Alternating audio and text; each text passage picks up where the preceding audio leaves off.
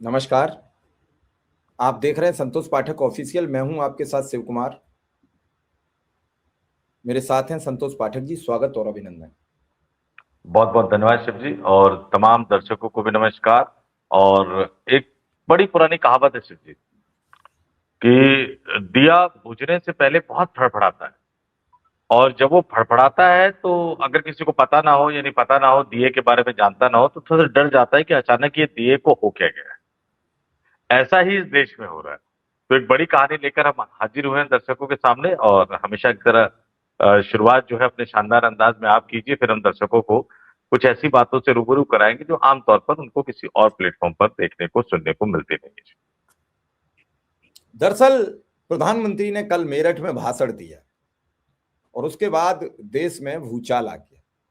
और उससे चंद घंटे पहले एक और दस्तावेज सार्वजनिक हुआ जिसमें मोदी के मंत्री हरदीप पुरी की बेटी के 2400 करोड़ का एक लिंक सामने आया।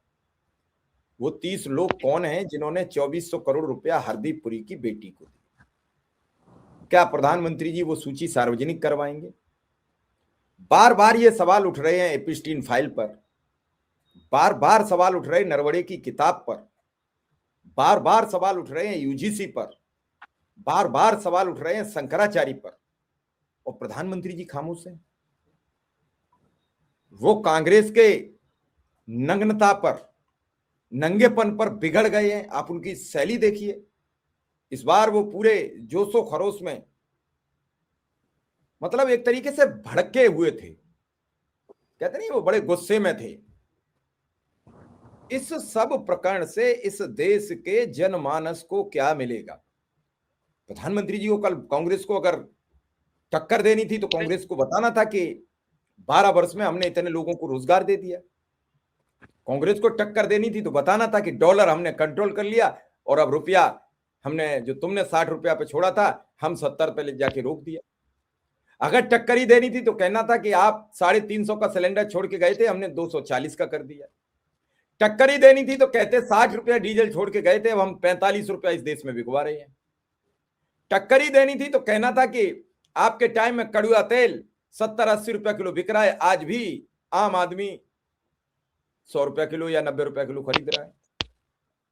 लेकिन आपने कहा हमारे साथ सपा खड़ी है, हमारे साथ टीएमसी खड़ी है, हमारे साथ बसपा खड़ी है, हमारे साथ फारूक अब्दुल्ला खड़े हैं, डीएमके। फिर बचा कौन इस देश में कांग्रेस के अलावा?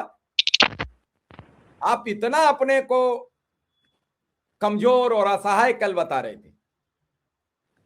आप भूल गए कि जब कॉमनवेल्थ गेम चल रहा था इस देश में तो नितिन गडकरी के नेतृत्व में एक बड़ा प्रतिनिधिमंडल आपका धरना प्रदर्शन, नारेबाजी करते हुए उन विदेशी खिलाड़ियों के सामने पहुंच गया था खेल ग्राउंड।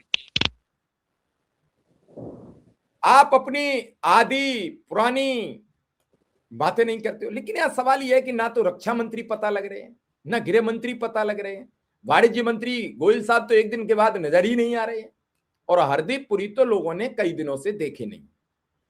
तो संतोष जी, आपके पास मेरा यही सवाल है कि ये मंत्री किसकी ओट छुप गए हैं?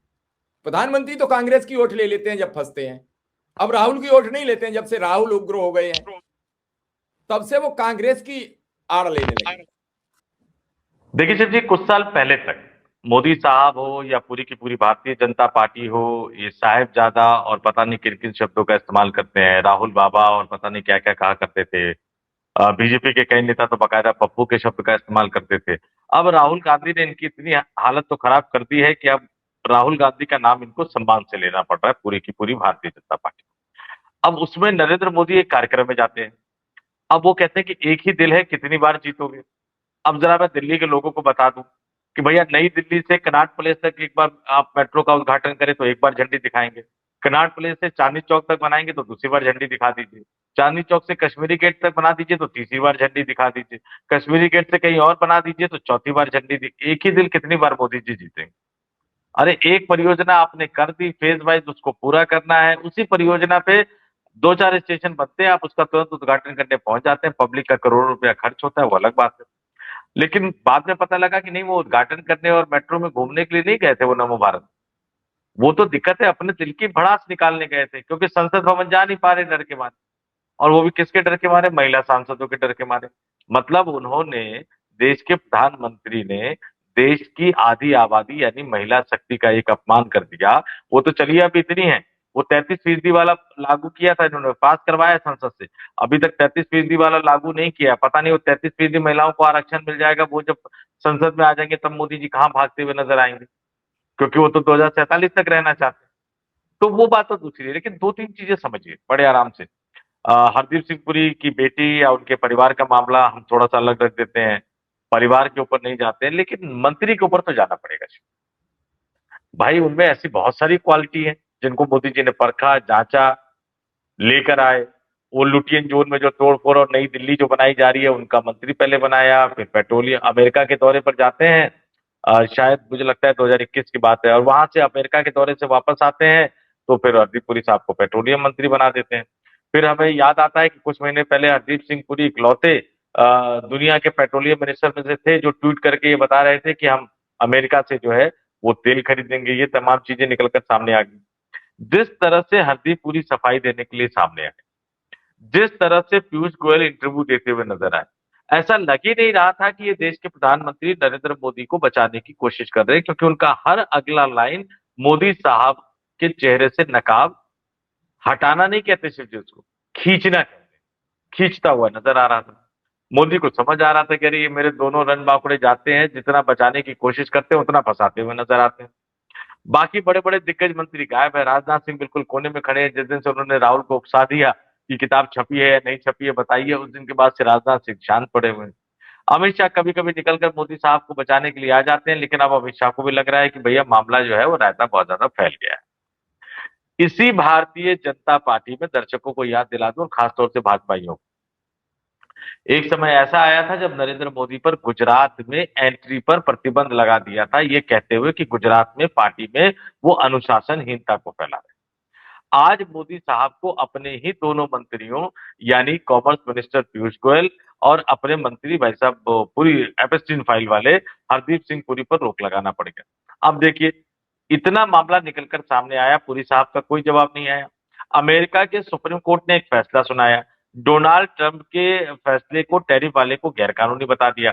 अब कंफ्यूजन ये है कि हमारे ऊपर 18% टैरिफ लगेगा, कि 10% टैरिफ लगेगा, कि 15% टैरिफ लगेगा, कि हम वापस 3-4% टैरिफ पे जाएंगे।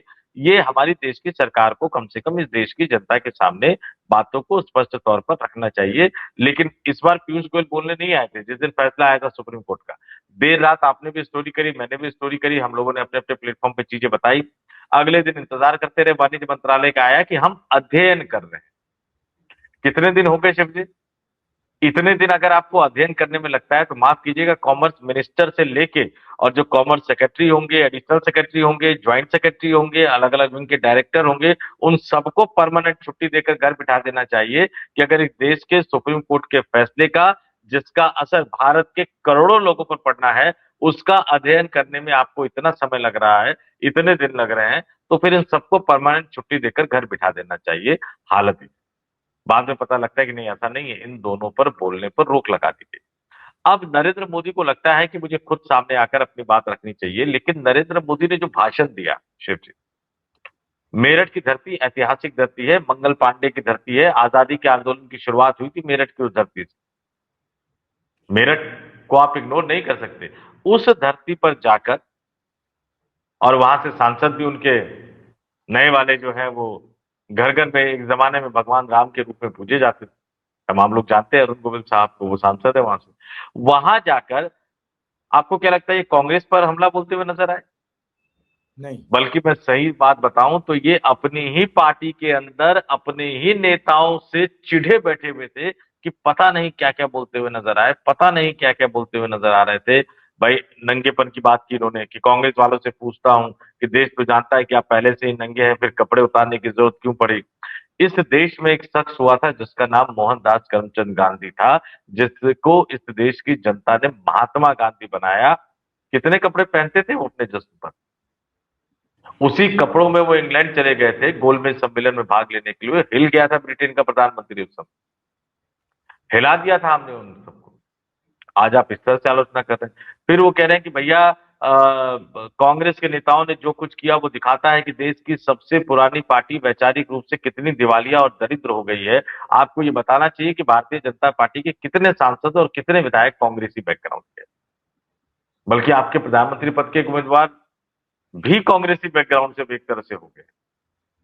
फिर ये आगे कह रहे हैं कांग्रेस के सिरफिरे और बेलगाम नेता।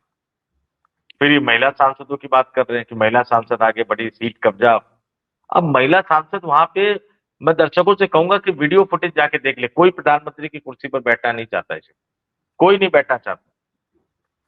सबको पता है कि प्रधानमंत्री की कुर्सी की एक गरिमा होती है, प्रधानमंत्री की कुर्सी का एक सम्मान होता है। हाँ, वो अपना प्रोटेस्ट दर्ज कराने गए थे, वो भी गलत था, लेकिन बीजेपी वाले भी तो इसी तरह से प्रोटेस्ट दर्ज करवाया करते। कई सारे तरीके थे उनको बाहर निकालने के, सदन की कार्रवाई चलाने के। प्रधानमंत्री भाषण देते आकर प्रधानमंत्री ने परंपरा तोड़ दी। और अब जब संसद के बजट सत्र का ये अवकाश चल रहा है, क्योंकि 9 मार्च को दूसरा चरण शुरू होने वाला है, तब आप जाकर पब्लिक गैदरिंग में, एक जनसभा टाइप में देश के मुख्य विपक्षी पार्टी के खिलाफ इस तरह की भाषा का इस्तेमाल करते हैं, जो आपके डर को दिखाता है कि अब आपको खतरा या डर अपोजिशन से ही नहीं लग रहा, बल्कि आपको अपने घर के चिरागों से भी डर लग रहा है। क्योंकि आप ये देख रहे हैं कि जितने लोग मंच पर भी, कई लोग थे शिव जी, उनको लग रहा था कि भैया इसमें से कोई ना कोई तो मेरे नीचे की कुर्सी, जो क्या बोलते हैं उसको, कालीन जो है वो खींच तो कर ले जाएगा। संतोष जी, कल की तस्वीर में फ्रंट पर योगी आदित्यनाथ नहीं थे। अब उसमें थे या नहीं, लेकिन 2-3 चीजें समझिए। वही तो मैं कह रहा हूं, उनको लग रहा था कि मंच पर बैठा हुआ व्यक्ति ही मेरे नीचे से, पैरों के नीचे से सत्ता की कालीन खींच कर ले जाएगा। अब योगी आदित्यनाथ जो है सिंगापुर और जापान के दौरे पर है। नहीं, अभी अच्छा, तक तो सब भाजपा ये कहते थे कि उनका लिबास ऐसा है, वो विदेश कैसे जाएंगे, विदेश में मीटिंग कैसे करेंगे। हालांकि कम से कम योगी आदित्यनाथ की डिग्री तो ठीक है, उनकी डिग्री तो फेक नहीं है, वो पढ़े लिखे तो हैं, इसमें तो कोई दो राय नहीं है। नहीं, और अब देखिए, योगी आदित्यनाथ 2017 के बाद, 2017 में म्यांमार यात्रा पे गए थे, उसके बाद पहली बार विदेश यात्रा पे गए हैं, और अब वो भगवा वस्त्र को यूएसपी बना रहे हैं। मैं हमेशा बोलता हूँ शिव जी, वो भगवा वस्त्र को अपनी यूएसपी बनाकर नरेंद्र मोदी को धोने की कोशिश करते हुए नजर आ रहे हैं। उनका इकोसिस्टम पता है क्या प्रचार कर रहा है? एक दौर था जब स्वामी विवेकानंद गए थे, एक दौर यह है। तुलना किससे कर रहे हैं? स्वामी विवेकानंद से। कुछ महीने पहले आप ध्यान कर लीजिए, अब तो पूर्व हो गए हमारे बेचारे उपराष्ट्रपति साहब, अभी तक कमरा भी कोठी भी नहीं मिली उनको, अहिल्याबाई होलकर से तुलना कर दी थी। गनीमत है अभी तक यहीं सीमित है, कल को हो सकता है कि कोई आदमी खड़ा हो जाए और उनकी तुलना भगवान राम से भी कर दे, तो मुझे कोई अचरज नहीं होगा, मुझे कोई आश्चर्य नहीं होगा।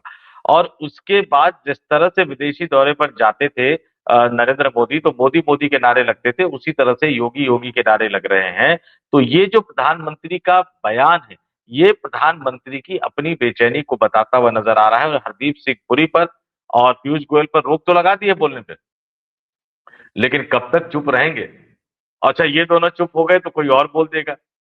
क्यों? क्योंकि अब बीजेपी के मंत्रियों को भी लग रहा है कि माहौल बदलना शुरू हो चुका है, कुर्सी की पेटी बांध लीजिए, एक बड़ा राजनीतिक तूफान आने वाला है। और उस बड़े राजनीतिक तूफान में वर्तमान वाले साहब उड़ने वाले हैं, नए वाले साहब आने वाले हैं। तो अब लोग भी तो नए वाले साहब के स्वागत की तैयारी करेंगे शिव जी। अब नए साहिब कौन होंगे, सवाल ये उठता है।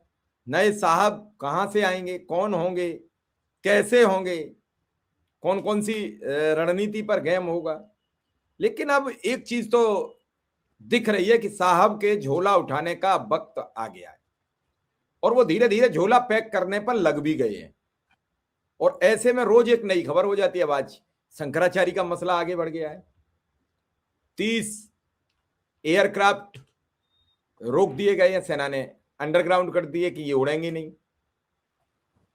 आप सोचिए, रोज एक नई खबर आ रही है, वो भी 48,000 करोड़ के खरीदे गए हैं, और वो कामयाब नहीं हुए। अब तक 3 गड़बड़ कर गए वो। अब कुल मिला के बात यह है कि संतोष जी, इस भयंकर तूफान में क्या राहुल गांधी का नरेंद्र मोदी अब सामना नहीं कर पा रहे हैं? क्या नरेंद्र मोदी राहुल गांधी के सामने अपने को कमजोर आंक रहे हैं, कमतर आंक रहे हैं, जबकि मीडिया रोज उनकी ब्रांडिंग कर रही है? और अगर ये ब्रांडिंग मीडिया 15 दिन राहुल गांधी की कर दे, तो नरेंद्र मोदी राहुल गांधी के सामने टिकेंगे नहीं, जवाब नहीं दे पाएंगे। राहुल गांधी जवाब तो दे रहे हैं। देखिए, 2-3 चीजें समझिए। अब नरेंद्र मोदी साहब की बौखलाहट इसलिए बढ़ती जा रही है क्योंकि आवाज उनके घर के अंदर से उठनी शुरू हो गई। राहुल गांधी तो परेशान कर रहे थे, लेकिन अब आवाज उनके घर के अंदर से उठनी शुरू हो गई और कोई उनको पहले की तरह डिफेंड करने के लिए नहीं आ रहा। जहां तक बात रही आपने राष्ट्रीय सुरक्षा की बात बताई, जो व्यक्ति डिफेंस जैसे बड़े डील में महत्वपूर्ण समझौते में अनिल अंबानी जैसे दिवालिया आदमी को शामिल करवा दे, उस सरकार की विश्वसनीयता पर आप कितना बड़ा सवाल खड़ा कर सकते हैं। अनिल अंबानी साहब का नाम एप्स्टीन फाइल में आ ही गया, कैसे गिरगिरा रहे थे, डिमांड भी बात कर रहे थे एक लड़की को कि फाइनल कर दो, तमाम चीजें आई गई, उसमें बहुत ज्यादा हम बोलेंगे नहीं क्योंकि यूट्यूब की भी कई गाइडलाइंस है। तो वहां मोदी साहब फंसे हुए नजर आ रहे हैं। जहां तक बात रही जो ब्रांडिंग की, मीडिया की विश्वसनीयता कितनी है शिव, हम लोग भी कभी कभी इस्तेमाल कर लेते हैं गोदी मीडिया, लेकिन चूंकि मैं रहा 19-20 साल तो मुझे थोड़ा सा अजीब लगता है, लेकिन हकीकत यह है कि टीवी चैनल की विश्वसनीयता खत्म हो चुकी है। ये इस देश में शायद पहले, इससे पहले कभी नहीं हुआ कि 12 साल तक इस देश के प्रधानमंत्री ने किसी प्रेस कॉन्फ्रेंस को संबोधित नहीं किया और देश की मीडिया को उनसे सवाल पूछने की हिम्मत नहीं है, औकात नहीं है, हैसियत नहीं। किसी भी बड़ी गड़बड़ी पर अगर आज जो ये खबर आई है विमान वाली, शिव जी, इतनी बड़ी राष्ट्रीय सुरक्षा से जुड़ी खबर है, अगर आज मनमोहन सिंह की सरकार होती तो आप समझ लीजिए कि स्क्रीन पर मनमोहन सिंह की फोटो लगा लगाकर यही गोदी मीडिया कहते कब इस्तीफा दोगे मनमोहन सिंह। लेकिन नरेंद्र मोदी से इस्तीफा मांगने की इनकी हैसियत नहीं है, औकात नहीं है, इनकी विश्वसनीयता एक तरह से खत्म हो चुकी है। पब्लिक भी पक चुकी है, पब्लिक को भी लग रहा है कि ये ओवरडोज दिया जा रहा है। वो कहते हैं ना कि अगर आपको बुखार लगाओ तो डॉक्टर कहता है ना 5 ml पी लेना या 10 ml पी लेना या 50 mg की टेबलेट दे देना। यहां दिक्कत हो रही है कि जिसको 50 mg की टेबलेट की या 10 mg की टेबलेट की जरूरत है उसको ये 5000 mg की टेबलेट दे रहे हैं। तो अब वो ओवरडोज हो गया, अब पब्लिक के लिए ओवरडोज हो गया है। राहुल गांधी विपक्ष के नेता के तौर पर, एक विश्वसनीय नेता के तौर पर उभरते हुए नजर तो आ रहे हैं, वो फंसाते हुए तो नजर आ रहे हैं, लेकिन मैं फिर कहूंगा कि राहुल गांधी से ज्यादा डर उनको अपनी पार्टी के अंदर से सता रहा है, क्योंकि उनके अपने नेता अब उनको डिफेंड करने के लिए सामने नहीं आ रहे और जिन मंचों पर खड़े होकर वो बड़ी बड़ी बातें कह रहे हैं, उस मंच पर बैठने वाला उनका एक साथी, उनका एक व्यक्ति अब विदेश दौरे पर निकल चुका है और बिल्कुल मोदी मोदी स्टाइल में अपनी ब्रांडिंग कर रहे हैं, क्योंकि अब वो जा रहे हैं तो योगी योगी के नारे लग रहे हैं, दुनिया के देशों से मुलाकात कर रहे हैं। और याद कीजिएगा शिव जी कि मैंने कुछ दिन पहले सबसे पहले अपने प्लेटफॉर्म पे बताया था भागवत साहब और योगी आदित्यनाथ के बारे में कि उनको प्रधानमंत्री बनाने का फैसला हो गया है। हाँ, अब उनकी एक इंटरनेशनल ब्रांडिंग होनी है, उनकी एक इंटरनेशनल छवि है, क्योंकि इस देश में जो भी व्यक्ति प्रधानमंत्री बना है, पहले से लेकर आप आ जाइए, बीच में एक दो लोगों को छोड़ दीजिए, तो एक इंटरनेशनल छवि रही है, एक इंटरनेशनल ब्रांडिंग रही। और एक बात सही है कि भारत एक बड़ा देश रहा है, वैश्विक मुद्दों पर हमारी आवाज रही है। वो तो नरेंद्र मोदी साहब अब डर के मारे अमेरिका जाते नहीं है, जहां जहां ट्रंप रहते हैं वहां वहां जाते नहीं है, ट्रंप खदेड़ रहे हैं, ये आगे आगे भाग रहे हैं। नहीं तो इनको तमाम मुद्दों पर बोलना चाहिए। हालत ये होगी कि पाकिस्तान और अफगानिस्तान उलझे हुए हैं, रूस यूक्रेन उलझे हुए हैं, अमेरिका सबको डरा रहा है, धमका रहा है, भारत समेत सबको डरा धमका रहा है, और हमारे 56 इंच वाले प्रधानमंत्री विश्व गुरु खामोश बैठे हुए हैं, क्योंकि बहुत सारी चीजें उनकी अपनी व्यक्तिगत दांव पर लगी हुई है। इसलिए अब योगी आदित्यनाथ जब सिंगापुर और जापान से आएंगे ना शिव, एक अलग तरह के योगी आदित्यनाथ दिखेंगे। और मोदी इस बात को अच्छी तरह से समझ रहे हैं, क्योंकि मुख्यमंत्री के तौर पर उन्होंने भी एक दो देशों को साथ के रखा हुआ था। और जापान जैसा बड़ा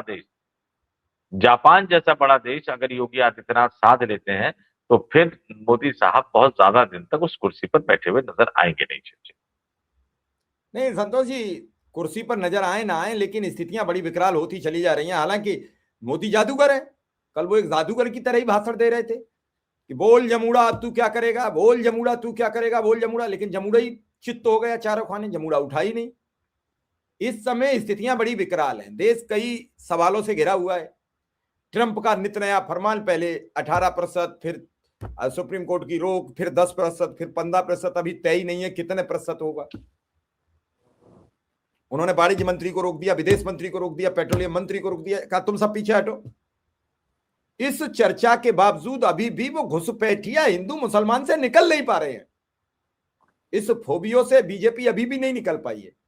ये अब पुराना हो गया है, बीजेपी को कुछ नया लाना पड़ेगा। और अभी तो इंतजार ये है कि राहुल से भड़के मोदी, इसका सॉल्यूशन क्या है मोदी के पास। राहुल गांधी पर भड़क जाना, कांग्रेस को नंगा बता देना, नंगई बता देना, सपा, बसपा, टीएमसी, डीएमके, फारूक अब्दुल्ला, सारे दलों की तारीफ कर देना। क्या कह रहे हैं? कुछ दलों को खींचना चाहते हैं। पहली बार उन्होंने तारीफ की है मंच से। क्या इस बार फारूक अब्दुल्ला के साथ मिलकर बीजेपी सरकार बनाना चाहती है जम्मू कश्मीर में?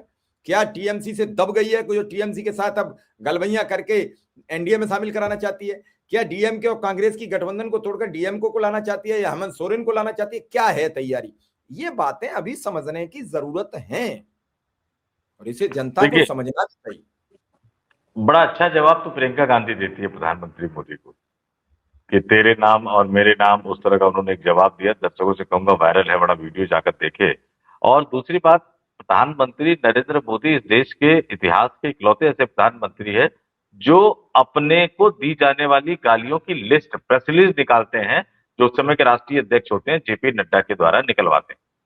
आमतौर पर जो बड़ा होता है ना, जितना ज्यादा बड़ा होता जाता है, वो आलोचनाओं से थोड़ा सा वो किनारे करने लग जाता है। ऐसा नहीं कि उन तमाम आलोचनाओं को दिखाए, लेकिन प्रधानमंत्री बड़े गर्व से इस्तेमाल करते हैं और उसका चुनावी लाभ हासिल करने की कोशिश करते हैं।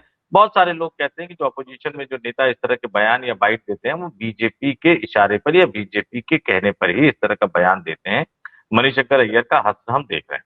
लेकिन जब वो बाकी राजनीतिक दलों की तारीफ करते हैं, तो वो राहुल गांधी को इंडिया गठबंधन में अलग थलग करने की कोशिश करते हैं। आप ये देखिए, ये अनावश्यक नहीं है कि भैया मनमोहन सिंह के मीडिया एडवाइजर रहे संजय बारू का बयान आ जाता है कि इंडिया गठबंधन के नेतृत्व ममता बनर्जी को मिलना चाहिए। यह अनावश्यक नहीं है कि शिवसेना के सामना में एक संपादकीय लिख दिया जाता है।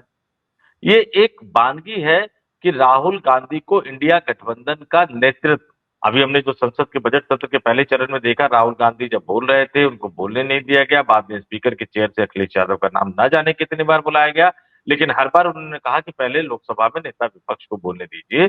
यानी पूरा का पूरा इंडिया गठबंधन राहुल गांधी के नेतृत्व में एकजुट नजर आया और यही नरेंद्र मोदी साहब की चिंता है। इसलिए उनके मतभेदों को, जो थोड़े बहुत मतभेद है, उनको उभारने की कोशिश करते हुए नजर आ रहे हैं। लेकिन उमर अब्दुल्ला का बयान आ गया है कि राहुल गांधी बहुत अच्छा काम कर रहे हैं, तो अब बीजेपी को कोई और चीज ढूंढनी होगी। और एक सबसे बड़ी बात, जो 4 राज्य और 1 यूनियन टेरिटरी, पश्चिम बंगाल, तमिलनाडु, केरल, असम और पुडुचेरी में जो विधानसभा चुनाव होना है, पश्चिम बंगाल में भारतीय जनता पार्टी के नेता की आला कमान की प्रतिष्ठा दांव पर लगी हुई है। पिछली बार कई हजार गुना के एक तरह से बढ़ोतरी हो गई थी, विधानसभा सीट सत्ता में नहीं आ पाए। इस बार उनको लगता है कि इस बार भी अगर सत्ता में नहीं आए तो फिर बीजेपी कभी सत्ता में नहीं आ पाएगी। असम लगातार 2 बार जीत रहे हैं, तीसरी बार मामला फंसा हुआ है, इसलिए असम में भी इनको हिंदू मुस्लिम करना पड़ रहा है।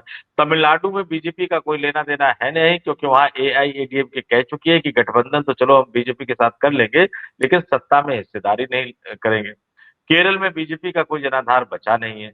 पुडुचेरी में छोटा सा यूनियन टेरिटरी है, अमित शाह थोड़ी से अभी कुछ दिन पहले गए थे। तो इन 5 राज्यों में बीजेपी की दिक्कतें बढ़ती हुई नजर आ रही है। तो वो चुनाव को या तो राहुल गांधी वर्सेस मोदी बनाना चाहते हैं, या फिर वो चुनाव को हिंदू वर्सेस मुसलमान बनाना चाहते हैं। और ये बात इस देश की राजनीतिक सच्चाई है समझिए, कि अगर आप चुनाव को राहुल गांधी वर्सेस नरेंद्र मोदी बना देंगे तो उसमें मोदी का पलड़ा भारी नजर आता है। जबकि चुनाव को इशू बेस्ड होना चाहिए कि महंगाई कौन रोक सकता है, देश की अर्थव्यवस्था की हालत कौन सुधार सकता है। कल मैं एक जगह गया था, एक फंक्शन में, शादी का समारोह था, वहां पे कुछ जो टेक्सटाइल का कारोबार करते हैं वो लोग आए, कह रहे भैया नौकरी पर ही आफत आ गई, क्योंकि टेक्सटाइल इंडस्ट्री और एक्सपोर्ट को पूरी तरह से इस मोदी सरकार ने खत्म कर दिया है। इनको एक्सपोर्ट बिजनेस की समझ नहीं है, टेक्सटाइल इंडस्ट्रीज की समझ नहीं है, बिजनेस की समझ नहीं है, और नतीजा ये हो रहा है कि हम पूरी तरह से त्रस्त है।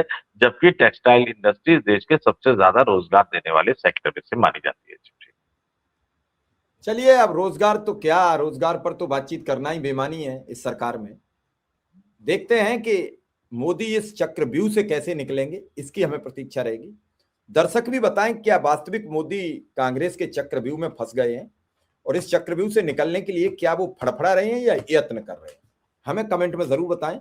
वीडियो लाइक शेयर करें और आगे बढ़ाएं, ताकि ऐसी खबरें, सच्ची खबरें जो आप तक नहीं पहुंचती हैं, वो आगे बढ़े। धन्यवाद, आभार, नमस्कार। नमस्कार।